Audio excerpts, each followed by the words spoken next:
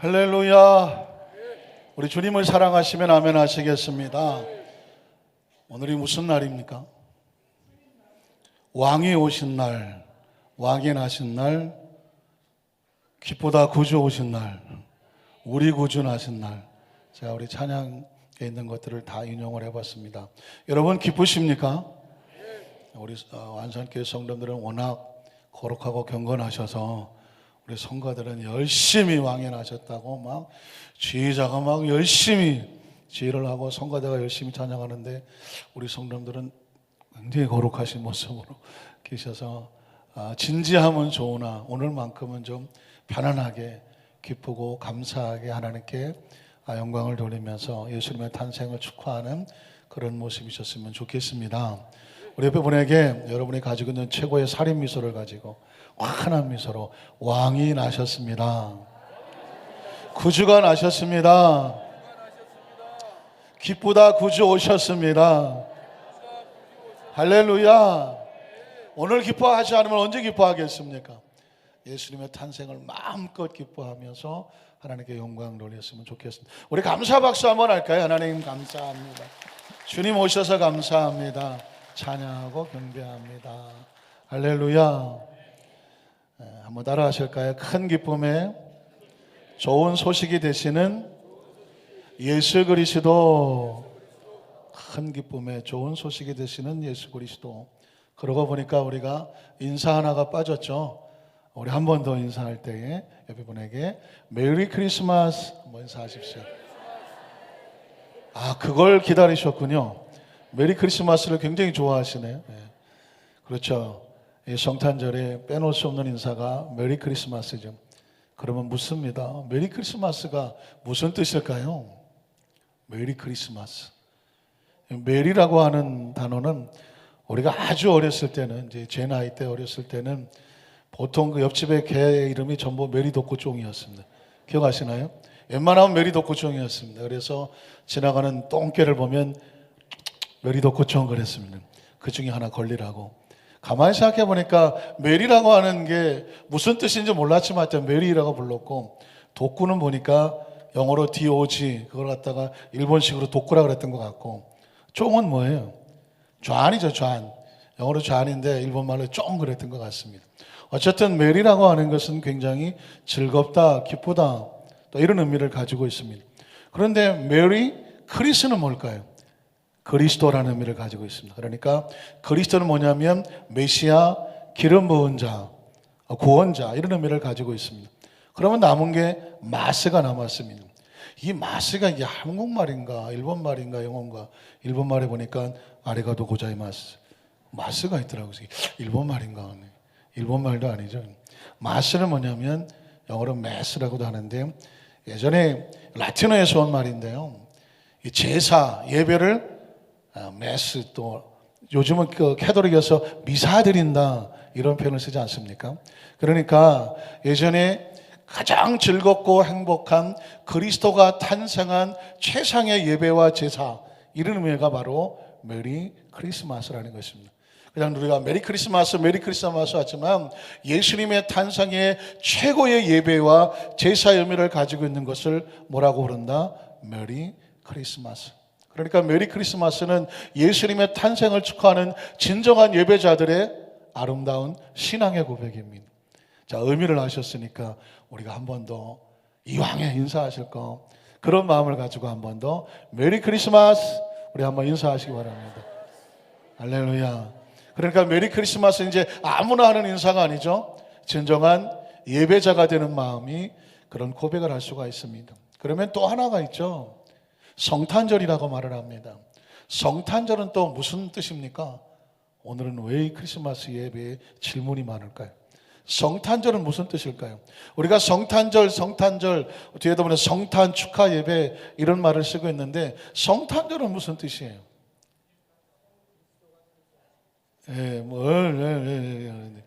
이 성탄절이라고 하는 것은 성이 뭡니까? 거룩함이죠. 홀리니스는 거룩함. 최고의 가치를 가지고 있는 이 거룩함이 탄생한 날입니다. 다시 말해서 그냥 사람의 이름이 탄생한 것이 아니라 하나님의 절대적인 거룩함. 인간은 스스로 거룩하지 못하죠. 성경에 보니까 모든 사람이 죄를 지었기 때문에 하나님의 거룩함, 하나님의 의에 이르지 못한다고 말했습니다. 오늘 저와 여러분들 누가 나는 거룩하다고 말할 사람이 있을까요? 인간에게는 거룩함이 없어요. 세속적인 건 있겠죠. 그런데 그 거룩함이 하늘로부터 우리 가운데 탄생한 날을 일컬어서 성탄절이라고 말합니다. 이걸 비슷하게 말해서 불교에서는 석탄절이라고 말하죠. 예, 석탄절, 어떤 사람은 석탄 캐는 날은 아니고 의미가 뭘까요? 석가모니가 탄생한 날입니다. 그러니까 석가모니라고 한 사람이 탄생한 것을 기념하는 것이죠. 우리는 예수님이 탄생했다고 예탄절이라고 말하지 않습니다. 거룩함이 탄생한 거죠. 바로 예수님은 하늘나라에 가장 거룩하신 그 거룩함을 가지고 이 세상에 거룩함을 가지고 탄생하신 날이라 그래서 성탄절이라고 말하는 것입니다. 성경에는 뭐라고 말할까요? 성경에는 예수님의 탄생을 뭐라고 또 표현하고 있을까요? 오늘 성경 본문에 보면 누가복음 2장 10절에 보니까 이렇게 기록합니다. 천사가 이르되 무서워하지 말라. 보라 내가 온 백성에 미칠 큰 기쁨에 좋은 소식을, 온 백성들에게 모든 사람에 미칠 큰 기쁨의 좋은 소식을 너희에게 전하노라. 천사가 말하는 온 백성에 미칠 큰 기쁨의 좋은 소식이 뭘까요? 그 다음 절을 보니까 오늘 다윗의 동네에 너희를 위해서 구주가 나셨으니 곧 그리스도 주시니라 하고 말했습니다. 온 백성에 미칠 큰 기쁨의 좋은 소식이 뭐냐면 예수 그리스도가 이 땅에 오셨다는 것입니다. 그러니까 성경은 말하기를 성탄절, 메리 크리스마스 이 날을 이끌어서 큰 기쁨의 좋은 소식이 하늘로부터 우리 가운데 임하셨는데 바로 그것이 예수님이 탄생이시다라고 말씀하는 것입니다. 그러면 또 질문이 생기죠.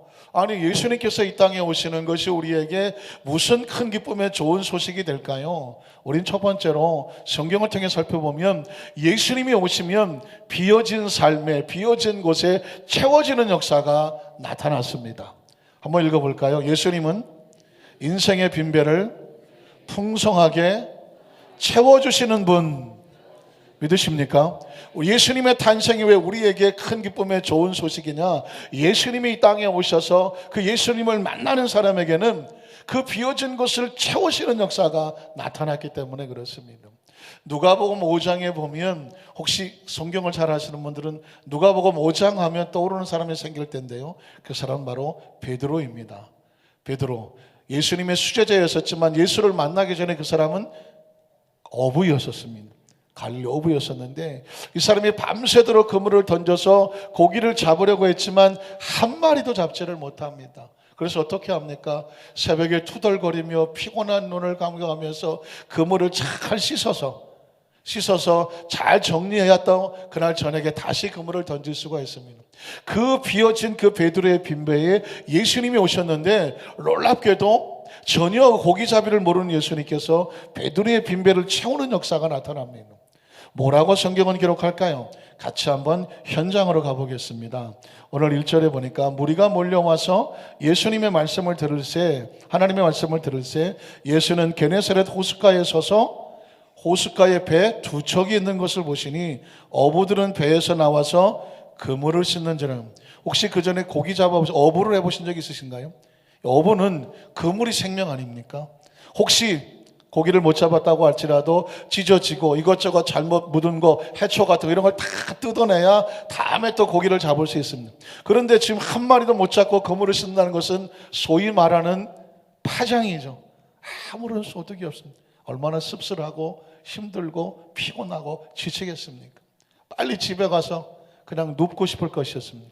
그런데 오늘 그 다음 장면에 보니까 3절로 4절인데요. 예수께서 그 배 두 척 중에 한 배에 오르셨는데 마침 그 배는 시몬의 배라. 시몬이 누굴까요? 베드로란 이름이 원래 예수님 지어주기 전에 그 이름은 시몬이었습니다. 혹시 시몬의 뜻을 아시나요? 시몬의 이름은 굉장히 낭만적이죠. 시몬 너는 아느냐? 낙엽 구르는 소리를 이렇게 시에 나오고 있지만 그러나 시몬의 뜻은 안타깝게도 갈대라는 의미를 가지고 있습니다.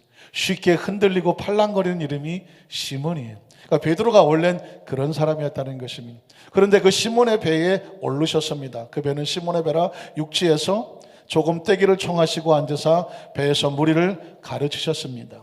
그리고 말씀을 마치고 나서는 어떻게 하셨을까요? 그냥 이제 예수님은 목수의 아들이요, 하나님의 말씀을 전하는 자니까 그냥 가시면 될 거예요. 그런데 예수님께서 어떻게 하시냐면 그 배에서 고기를 늘 잡았던 시몬에게 이렇게 말씀합니다. 깊은 데로 가서 그물을 내려 고기를 잡으라.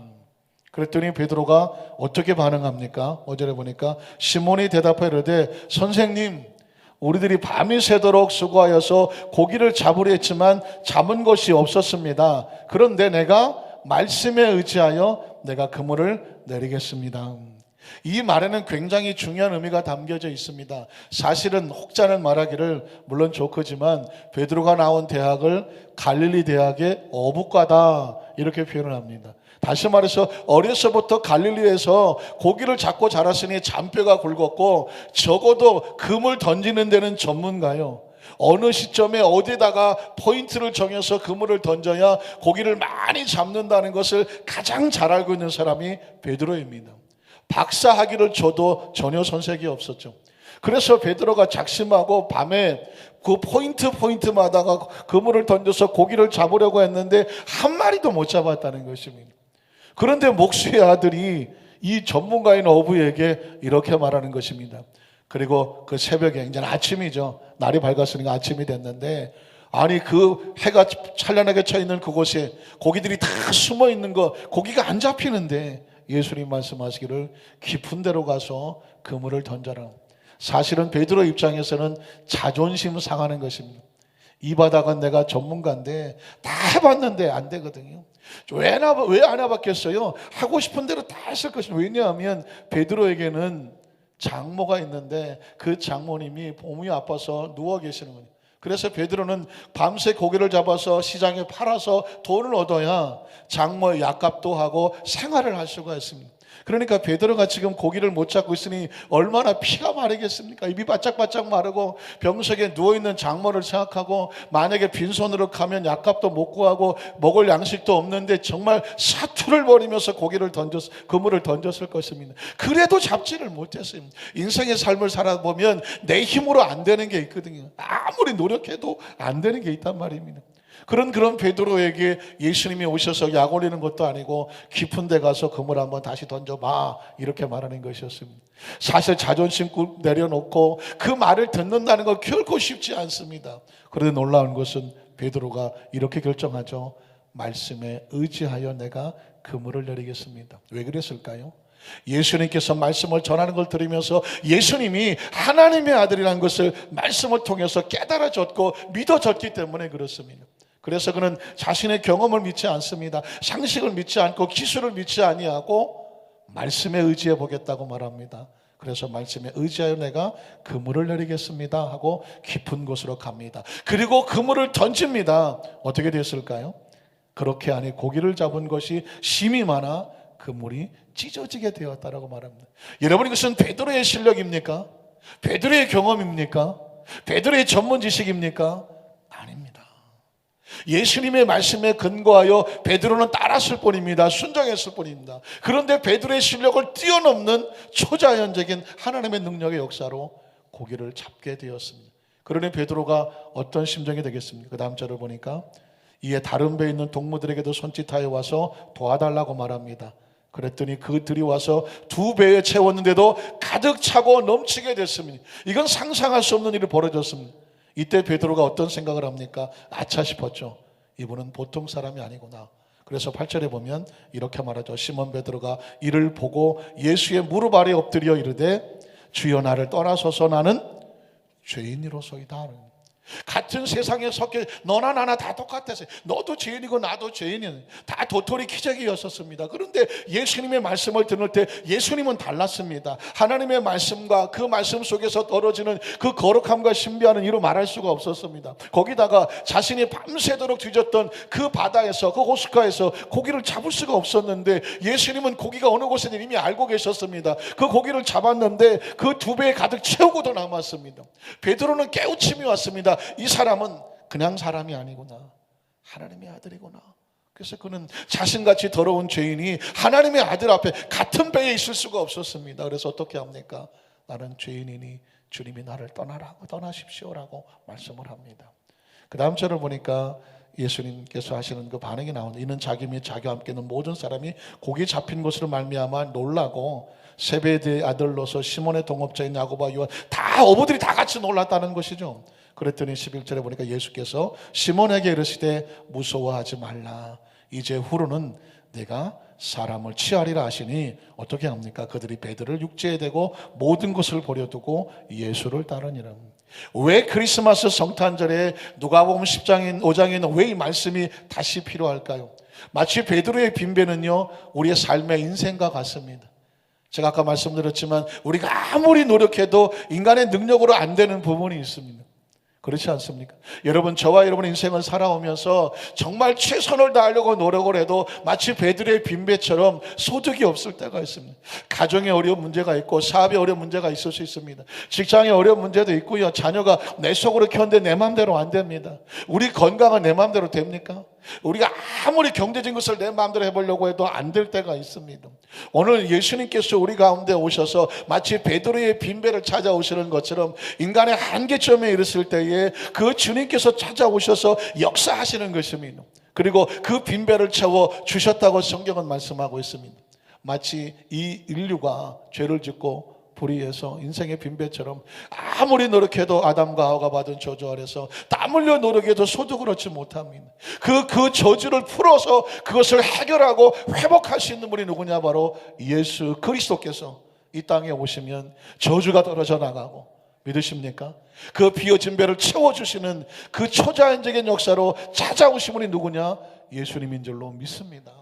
그래서 예수님이 큰 기쁨의 좋은 소식이 되시는 것은 뭐냐? 우리 힘으로 안 되는 것, 우리의 능으로 안 되는 것, 울어도 안 되는 것, 힘써도 안 되는 것, 애써도 안 되는 것, 그것은 바로 하나님의 영역에 속한 것을 하나님께서 우리를 도우시는 손길로 주님이 찾아오신 것을 기억하시기를 주님의 이름으로 축원합니다. 그러면 두 번째로, 과연 예수님은 이 땅에 오셔서 우리 인생의 빈병에 무엇으로 채워주기를 원하실까요? 인생에 여러분 삶을 살아가면서 가장 중요한 문제가 무엇인지 아십니까? 죄의 문제입니다. 왜 그런지 아십니까? 죄가 우리 가운데 들어오면 하나님과의 관계가 끊어지죠. 하나님과의 관계가 끊어지면 죄가 들어오면은요, 모든 육체 가운데 병을 일으킵니다. 그래서 여러분, 혹시 질병에 걸리는데 질병에 걸리는 80%는 죄를 지으면 질병이 다가와요. 왜냐하면 몸이 밸런스가 깨지게 되어 있습니다. 그리고 모든 신체 기능 조직이 하나님께서 만들어 오신 것인데 하나님과의 관계가 끊어지면, 밸런스가 깨지면 몸이 흔들리고 그것이 병으로 나타납니다. 그렇다고 해서 모든 질병에 걸린 사람은 다 죄인이냐? 제가 80%라고 말씀드렸죠. 80%는 죄를 지으면 질병이 다가온다고 말했습니다. 그러면 나머지 20%는 뭘까요? 그 중에 10%는 뭐냐면, 원치 않는 사고라든가 어떤 자연재해 같은 일을 당하게 될 때에 그 속에서 몸이 깨지거나 상처 입을 수가 있고 병들을 수가 있습니다. 그리고 나머지 10%는 뭘까요? 그 10%는 하나님께서 때로 잘못 가온 사람을 깨우치고 연단하고 훈련시켜서 하나님을 경험하고 체험하게 만드는 것입니다. 그러니까 이 죄의 문제는 안타깝지만 사람이 해결하지를 못합니다. 아무리 그 과학이 뛰어나고 의학이 뛰어나도 죄로 다가온 질병은 의학으로 고치지를 못합니다. 그렇지 않습니까? 하나님께서 연단과 훈련을 주는 것도 사람이 고치지를 못하거든요. 이 문제를 해결하는 것은 뭐냐면 죄를 해결해야 되거든요. 죄가 해결돼야 질병이 떨어져 나가고, 그 죄의 문제 해결돼야 건강을 찾을 수가 있습니다. 성경에 보면 바로 예수님께서는 그래서 그 죄를 해결하신 분이라고 말씀하고 있습니다. 마태복음 1장 21절로 23절에 보면, 아들을 낳으리니 이름을 예수라 하라. 이는 그가 자기 백성을 그들의 죄에서 구원할 자이심이라. 예수님을 구주로 믿으시면 아멘 하시겠습니다. 예수님의 이름의 뜻을 알고 계시죠? 예수님의 이름의 뜻이 뭐예요? 자기 백성을 그들의 무엇에서? 죄에서 건지는 것입니다. 예수님을 믿으면 가장 중요한 거, 예수님이 찾아오시고 예수님을 만나면 가장 먼저 무슨 문제 해결되느냐? 죄의 문제가 해결이 되는 것입니다. 그렇죠? 그 죄의 문제가 해결이 돼야 하나님과 회복할 수 있거든요. 그래서 그 다음 절에 이렇게 말하고 있죠. 그 다음 절입니다. 이 모든 일이 된 것은 주께서 선지자로 하신 말씀을 이루려 하심이니 이르시되, 보라, 처녀가 잉태하여 아들을 낳을 것이요 그 이름은 임마누엘이라 하리라 하셨으니, 이를 번역한 즉 하나님이요. 죄를 지었을 때는 하나님이 우리 함께 하실 수가 없습니다. 그런데 예수님이 오셔서 예수님 앞에 우리 죄를 자백하고 용서받으면 하나님 관계가 회복이 되니까 어떻게 될까요? 하나님이 우리와 함께 계셔 주시는 것입니다. 한번 따라 하실까요? 하나님이 우리와 함께 하십니다. 누구를 믿으면? 예수를 믿고 우리의 죄가 용서받고 거룩함을 회복하게 되면 하나님께서 우리와 함께 하여 주시는 것입니다. 마가복음 2장 9절로 12절에 보면 예수님의 권세를 이렇게 말씀하는데요. 자, 중풍병자, 오늘날도 쉽게 치료가 잘 되지 않는 거죠. 중풍병자에게 내 죄사함을 받았느니라 하는 말과 일어나 내 상을 가지고 걸어가라는 말 중에 어느 것이 쉽겠느냐? 자, 그러나 인자가 땅에서 무엇을 사하는 권세? 죄를 사하는 권세가 있는 줄을 어떻게? 너희로 알게 하노라 하시고 중풍병자에게 말씀하시되 내가 네게 이르노니 일어나 내 상을 가지고 집으로 가라 하시니 그가 일어나 그 상을 가지고 모든 사람 앞에서 나가거늘 그들이 다 놀라 하나님께 영광을 돌리며 이르되 우리가 이런 일을 도무지 보지 못하였다 하더라. 이 성경 본문에는 질문이 하나 있습니다. 질문은 뭐냐면 중풍병자가 왔어요. 예수님께서 그 생명의 능력으로 중풍병자를 고쳐주시면 되는데 중풍병자를 고쳐주시기 전에 뭐라고 말하냐면 소자야 안심하라 내 죄사함을 받았느니라. 아니 지금 중풍병자가 왔는데 예수님은 병을 고치는 게 아니라 죄를 용서해 준다고 말하는 것입니다. 옆에 보던 사람들이 아니 저게 무슨 말이야.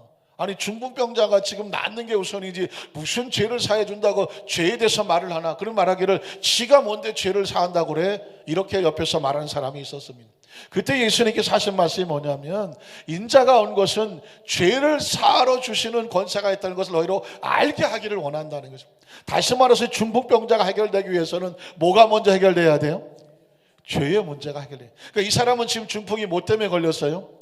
죄로 인해서 걸린 거예요. 그러니까 예수님께서 중풍병자 고쳐줘봤자 또다시 죄를 지면 어떻게 되겠어요? 또다시 중풍병이 걸리거든요. 그러니까 이 중풍병을 근본적으로 해결하려면 뭐가 해결이 돼야 돼요? 죄의 문제가 해결이 돼야 되는 것입니다. 예수님께서는 죄를 해결해 주시니까 중풍병이 나았다고 말합니다. 그래서 소자야 안심하라 내 죄사함을 받았느니라. 그리고 말씀하기를 일어나 상을 들고 가라고 말씀하고 있습니다. 그러니 이 죄의 문제가 얼마나 중요합니까? 죄의 문제가 해결이 돼야 회복이 되는 거죠. 뿐만 아니라 마가복음 2장 17절에 보니까 예수님이 이 땅에 오신 목적은 뭘까요?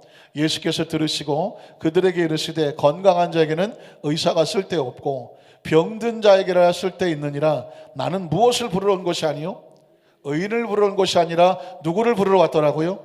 죄인을 부르러 왔습니다. 인생을 살다 보면 그런 사람이 있죠. 난 죄인 없어. 난 의로워. 나같이 깨끗하고 정직한 사람이 있으면 나와보라 그래. 혹시 그렇게 사는 사람이 있을지 모릅니다. 그런데 하나님 앞에서 인간이 누가 어떻게 의인이라고 말할 수 있을까요? 하나님께서 원하시는 것은 스스로 의롭다고 하는 사람은 예수님이 필요 없습니다. 그런데 누구에게 예수님이 필요하느냐? 주여 나는 죄인입니다. 나를 불쌍히 여겨 주십시오. 내 이 죄의 문제가 해결되기를 원합니다. 이렇게 마음에 소원하고 스스로 죄인인 것을 고백하고 의로워지기를 원하는 사람에게 예수님이 찾아오셨고 그 사람을 고쳐주시고 그 사람을 의롭게 하기를 원하신다고 말씀하는 것입니다. 이 죄의 문제가 해결이 돼야 여러분 귀신의 역사로부터 자유롭습니다. 제가 목회 생활하면서 많은 축사를 해봤어요. 귀신 들린 사람을 기도하고 귀신을 쫓아내고 그 축사 사역을 하는데 축사 사역을 해보면 묻게 되거든요. 언제 들어왔느냐 묻게 돼요. 이름도 묻게 되고 그리고 언제 들어왔는지 묻게 되죠. 언제 물어보면 대부분 하는 얘기가 뭐냐면 그 사람이 죄를 지을 때였었습니다. 거짓말을 할 때, 그리고 어떤 물건을 훔칠 때, 그리고 남을 미워할 때, 모함할 때, 그리고 어떤 때는 막 사람을 죽이고 싶은 분노 속에서 그 감정에 복받쳐 있을 때, 또 어떤 사람은 심각한 두려움, 여러분 두려움도 굉장히 그 마귀가 타고 들어오는 아주 무서운 통로가 됩니다. 그 공포에 질려서 스스로 어떤 이성적인 것을 상실했을 때, 그럴 때 귀신이 타고 들어와요. 그렇게 들어와서 그 사람은 점령해 보이면 그 귀신이 나가기 전까지 때로는 막 5년, 10년, 어떤 사람은 제가 깜짝 놀랐는데 나이가 40이 된 여성분인데 언제 들어왔나 그랬더니 초등학교 6학년 때 들어와서 초등학교 6학년 친구들하고 남의 가게 가서 물건 훔치러 갔을 때 그때 그 아이에게 귀신이 들어와갖고 요즘 나이 40년이 됐는데도 그 귀신이 안 나가고 40년 동안 거의 그 귀신이 잡혀 있었다는 것입니다. 그러니 여러분, 귀신 들린다는 것이 얼마나 무서운지 몰라요. 그런데 그 귀신이 들려지면 자기가 하고 싶은 대로 못 하거든요. 그 귀신이 언제 들어와요? 죄를 지을 때 들어오죠. 그 마음속에 미움과 또 막 살기와 적의와 분노와 조기심을 가져서 그 속에 하나님께서 원하시는 거룩한 성령께서 거할 수 없는 그런 마음의 상태를 하게 되면 누가 들어오냐? 귀신이 들어오는 겁니다. 귀신을 쫓아내지 아니하면 귀신에 잡혀 사는 것입니다. 그러니까 애시당초부터 이런 악한 영으로부터 간섭을 받지 않으려면 무엇을 짓지 말아야 돼요? 죄를 짓지 말아야 돼요. 혹시 우리가 원치 못해 죄를 지었다고 할지라도 예수님 앞에 죄를 해결받아야 돼요. 용서를 받아야 되고 예수의 보혈로 덮음을 받아야 되는 것입니다. 그래서 여러분, 이 죄의 문제를 해결받기 위해서 오신 분이 바로 예수님입니다. 우리는 성탄절에 기뻐 감사하는 건 뭐냐면, 죄는 사람에게 용서받을 수 있는 게 아니잖아요. 죄는 주님이 고쳐 용서해 주시는데, 그 용서의 주로 예수님이 이 땅에 오셔서 의로 채워주시는 것입니다. 뿐만 아니라 예수님이 땅에 오셔서 무엇을 채우시냐면, 병든 육체에게 치유와 생명으로 채워주시는 것입니다. 우리 몸이 가장 중요한 것은 영혼이잖아요. 그러니까 죄를 사해 주심으로 말미암아 영혼이 회복되고 하나님 관계가 회복돼서 온전한 모습을 찾게 하고, 뿐만 아니라 또 중요한 것은 생명이 중요합니다. 그래서 여러분, 건강하게 사는 것은, 생명을 회복한 것은 하나님의 뜻입니다. 한번 따라하실까요? 건강하게 생명을 사는 것은 누구의 뜻이다? 하나님의 뜻입니다. 왜냐하면 우리 아버지가 하나님이시고 하나님의 형상과 모양을 닮았잖아요. 예수님 우리를 고쳐주시기를 원하십니다. 때문에 예수님께서는 이렇게 병을 고치십니다. 마가복음 5장 25절로 30절에 보면 12회를 혈루증이 뭘까요? 피가 샌다는 것입니다. 만성 자궁 출혈이다. 그러니까 이게 죽지 않을 정도만 피가 새니까 몸이 어떻게 되겠습니까? 온몸은 혈색이 없으니까 누렇게 떴겠죠. 그리고 몸은 아무리 닦아도 계속 하혈을 하니까 피비린내가 납니다.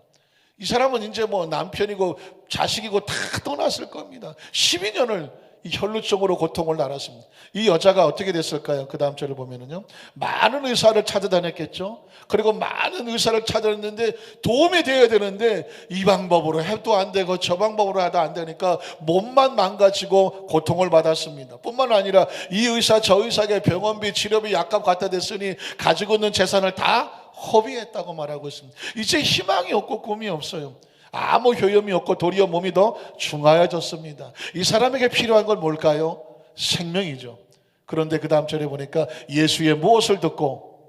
소문을 듣고. 예수에 대한 무슨 소문을 들었을까요? 예수님께서 죄를 용서하시고 뿐만 아니라 중풍병자를 일으켜 세우시고 소경의 눈을 뜨게 하시고 안진뱅이를 걷게 하시더라. 누구든지 예수를 만나면 치유 역사가 나타나더라. 소문을 들었습니다. 여러분, 소문이 중요합니다. 이 소문이 그 사람에게는 굿뉴스, 복음이기 때문에 그렇습니다. 그 소문을 듣고 쫓아왔습니다. 그리고 무리 가운데 끼었습니다. 왜냐하면 혈루증이란 피를 흘리는 병은 유대인들의 법에 보면 부정한 사람이었습니다. 죄인이었습니다. 때문에 사람들 틈에 섞일 수도 없었습니다. 그러니 몰래 올 수밖에 없었죠. 몰래 와서 어떻게 합니까? 뒤로 와서 가만히 예수의 옷에다 손을 대었다고 말하고 있었습니다. 성경은 놀랍게도 이 장면을 집중하고 있습니다. 그 다음 절을 보니까 이른 내가 그의 옷에만 손을 대어도 구원을 받을 거라고 뭐 했어요? 생각을 합니다. 여러분, 믿음은 생각입니다. 생각이, 예수를 내가 어떻게 생각하느냐, 이 상황 속에서 내가 예수를 어떻게 생각하고 믿고 의지하느냐, 의식과 사고가 중요해요. 이 여인은 예수의 옷가에 손을 대면 내 몸이 나을 거라고 하는 생각을 가졌습니다. 믿음을 가졌습니다. 그리고 행동을 합니다. 그랬더니 어떻게 됐을까요? 29절에 이에 그의 혈루가 뭐예요? 피가 새는 것입니다. 혈루의 근원이 말랐다고 말하고 있습니다. 무슨 뜻입니까? 더 이상 피가 새지 않습니다. 더 이상 생명이 빠져나가지 않습니다. 병이 나은 것을 몸에 깨닫게 됐다고 말하고 있습니다. 더 놀라운 사실은 그 다음 절입니다. 30절에 보면 예수께서 그 능력이 자기에서 나간 줄 곧 스스로 아셨다고 말하고 있습니다. 중요한 것은 저는 이 본문을 보고 놀라운 경이로움을 가졌습니다. 하나님의 치료의 능력은 어떻게 하는 것이냐면 누구든지 예수가 치료한 것을 믿음으로 손을 얹으면 그 사람은 낫습니다.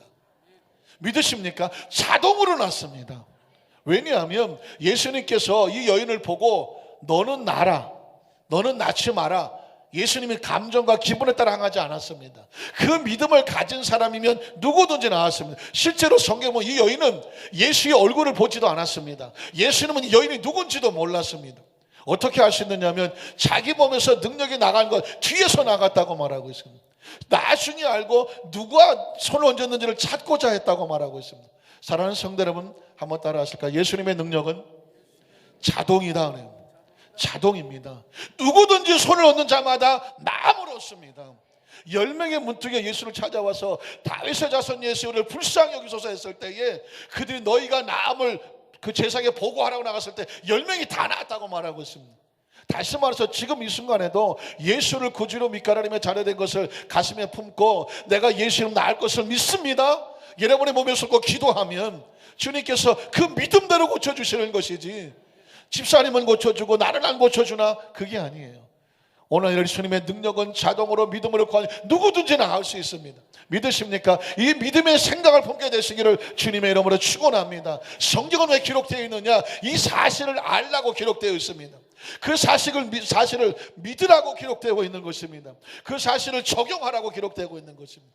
예수님은 그래서 자신의 몸에 손을 대는 자뿐만 아니라 다니시면서 손을 대면서 고쳐주시기도 하셨습니다. 특별히 마태복음 4장 23절로 24절에 보면 예수님은 다니면서 병든 자를 고치셨습니다. 예수께서 온 갈릴리에 두루 다니사 그들의 해당에서 가르치시며 천국 복음을 전파하시며 백성 중에 모든 병과 모든 약한 것을 어떻게 하셨습니까? 고치셨습니다. 예수님이 이 땅에 오셔서 세 가지를 하죠. 천국의 복음을 전하셨고요, 말씀을 가르쳤고요, 생명을 치유하셨습니다. 그러니까 예수님은 한 천국 복음을 전하는 것과 말씀을 가르치는 것과 병든 자를 고치는 것을 어떻게 하셨더라? 똑같이 하셨습니다. 예수님은 이게 다 중요했습니다. 복음을 전하는 것과 말씀을 가르쳐주는 것과 병을 고치는 것을 어떻게 여기셨더라? 똑같이 중요시 여기셨습니다. 그러므로 예수의 이름으로 말씀을 듣고 가르침은 뿐만 아니라 여러분은 예수의 이름으로 뭐 해야 돼요? 고침을 받아야 돼요. 믿으십니까? 예수님은 다니면서 모든 병과 모든 약한 것을 고치셨습니다.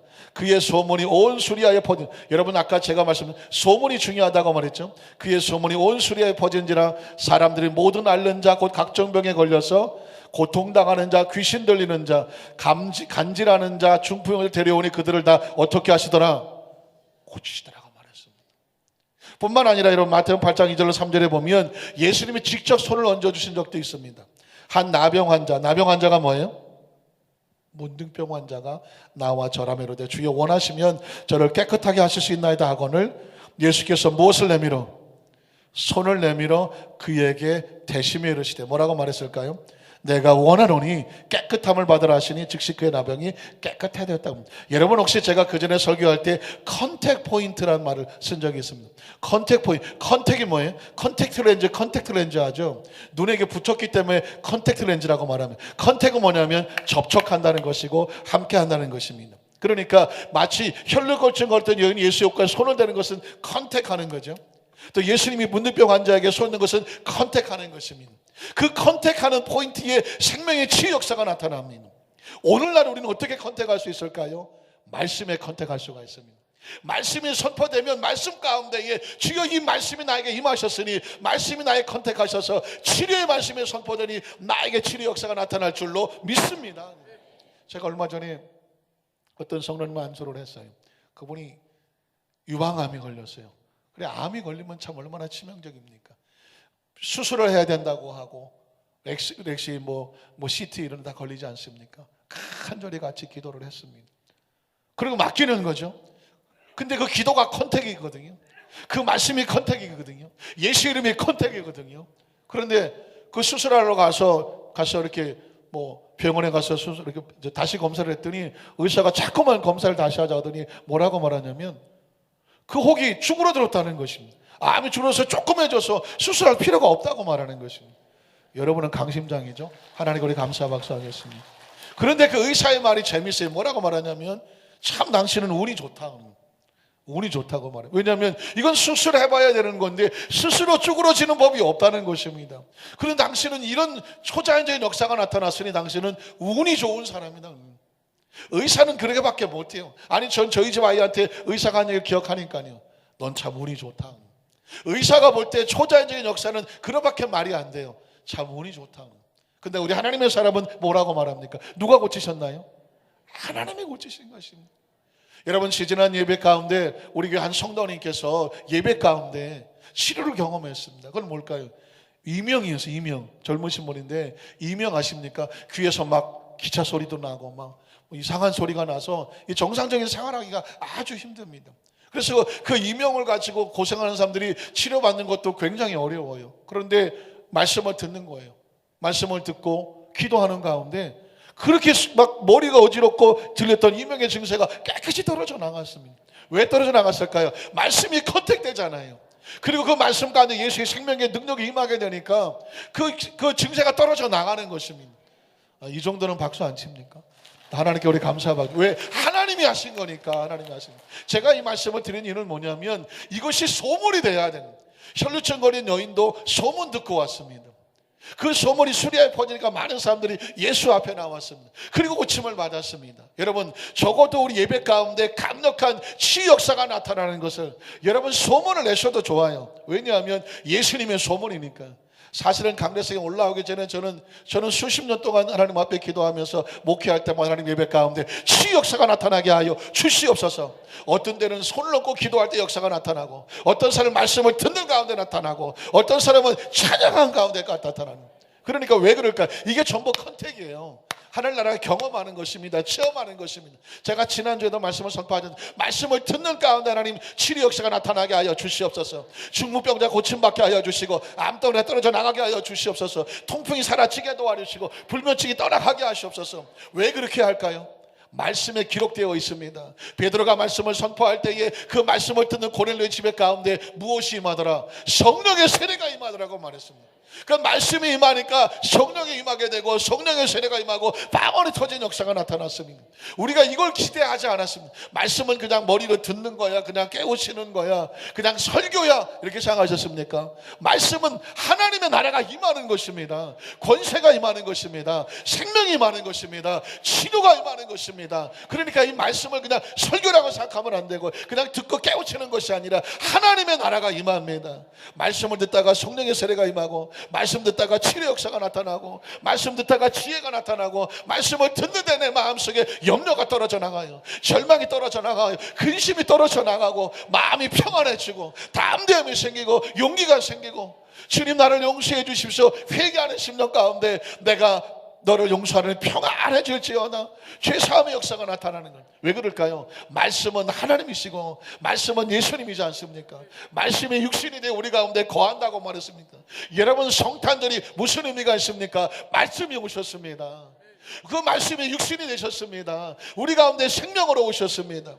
병고침의 역사가 나타나는 거죠. 그래서 우리는 날마다 성탄절이죠. 날마다 크리스마스고 날마다 생명인 줄로 믿습니다.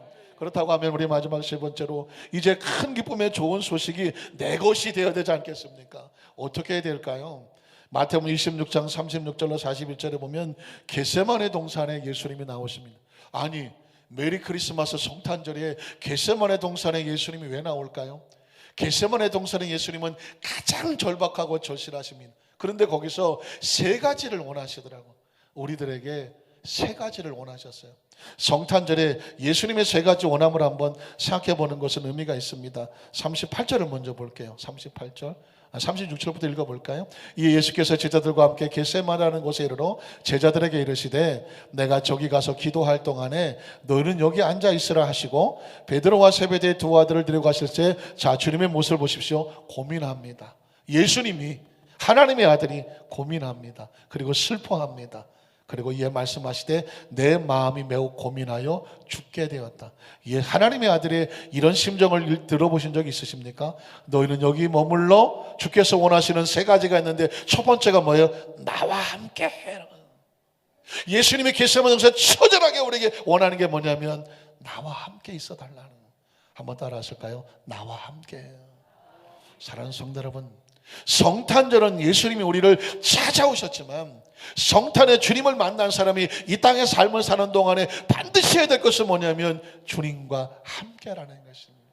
그리고 주님께서 뭐라고 말씀하세요? 깨어 있어 달라고 말합니다. 한번 따라 하실까요? 깨어 있어라. 깨어 있어라.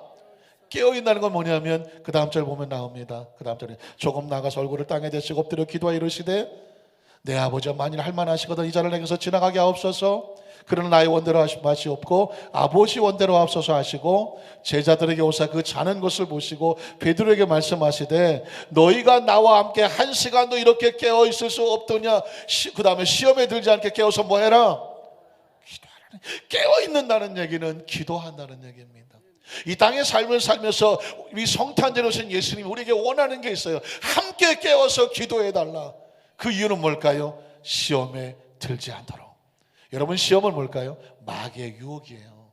그러니까 이 마귀의 유혹에 빠지지 않으려면 크리스찬들은 주님과 함께 깨어서 기도하며 마음에 성령으로 충만해야 됩니다. 그래야 시험에 들지 않아요. 여러분, 크리스찬이 시험에 들면 얼굴이 변합니다. 싸나워지고 말투가 계속 막 가시같이 툭툭 쏘고 막 사람이 막 싸나워지고 힘들어집니다. 시험에 들어보신 분들 아시죠? 어떻습니까? 주님께서 우리에게 원하시는 하나님의 사람은 절대로 하나님과 함께 주님과 함께 깨어서 기도해서 마귀가 우리 속에 들어와서 시험 들게 하지 못하도록 하라는 것입니다. 여러분, 그래서 우리 크리스찬들에게 주께서 원하시는 것은 주님과 늘 함께 기도하는 모습입니다. 여러분, 그래서 우리 지난주부터 우리 안산교회에서 주일 오후 3시에 나가자 교회 부흥을 위한 기도회 하죠. 나라와 민족을 위해서, 또 가족을 위해서, 그리고 사업과 직장을 위해서, 그리고 자녀의 안전과 축복을 위해서, 교회 부흥과 맡겨진 사명을 위해서 우리가 기도할 때입니다. 뭐 광화문 또 뭐 어디 뭐 덕수궁 어디 가니까 한쪽은 촛불을 들고 한쪽은 태극기를 들고, 사실 다 뭐 마음은 알아요. 그러나 크리스찬은 지금 뭐 할 때냐면 기도에 두 손을 들 때가 아닙니까? 지난주에 한 100명이 넘는 성도들이 3시부터 4시까지 같이 기도하는데 기도 피곤하고 힘들 줄 알았어요. 근데 기도를 끝나고 났는데 어떤 마음이 드냐면 살 것 같다. 여러분, 혹시 그 기분 아십니까? 기도하고 나면요 그런 마음이 들어요. 한번 따라 하실까요? 안 되십니까? 살 것 같다. 여러분, 혹시 많이 힘드십니까? 혹시 문제가 있으십니까? 혹시 두려움이 있습니까? 고민이 있으십니까? 그냥 다른 걸로 절대로 해결되지 않아요. 지금 이런 것은 기도회 이런 주가 나가지 않아요. 혼자 기도하기 힘들지 않습니까? 주일날 오후 3시를 꼭 기억하십시오. 이 성탄절을 맞아서 뭔가 그냥 감사한 건 그냥 드리고 끝나는 성탄절이 아니라 내가 할 수만 있으면 주일 오후 3시, 예배는 예배고, 예배는 하나님께 드리는 것이고, 기도는 내 사정을 아뢰는 것이고 응답을 받는 것이고, 주일 3시에 오셔서 4시까지 같이 기도해 보십시오. 그러면 저같이 고백하게 될 겁니다. 뭐 할 것 같다? 살 것 같다. 사셔야죠. 말씀을 정리합니다. 큰 기쁨의 좋은 소식 무엇일까요? 인생의 비어진 부분을 주님이 채우러 오셨습니다. 죄 용서함을 채워주시고, 그리고 생명 치유로 채워주십니다. 그리고 주님 우리에게 함께 모여서 깨어서 기도하기를 원하십니다. 그곳에 하나님께서 함께 하시는 크리스마스의 의미가 있습니다. 1년 내내 이 은혜가 임하시기를 주님의 이름으로 축복합니다.